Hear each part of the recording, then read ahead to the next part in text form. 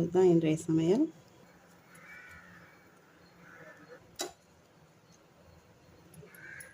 So இன்றைய lunch வந்து சுட சுட சாதம்,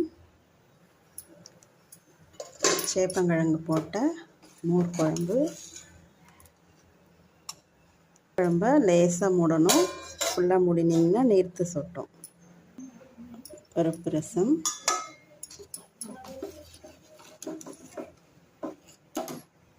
மோர் குழம்புக்கு எல்லா காரக்கறியுமே சூட் ஆகும். உருளைக்கிழங்கு,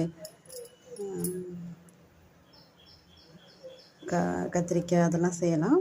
நான் வந்து இன்றைக்கி அப்பளம் தான் பொரிக்க போகிறேன். அப்பளமும் மோர் குழம்புக்கு நல்லா சூட் ஆகும். நீங்களும் இது போல் செஞ்சு பாருங்கள்.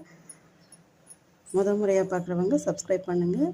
ஏற்கனவே சப்ஸ்கிரைப் பண்ணவங்களுக்கு நன்றி.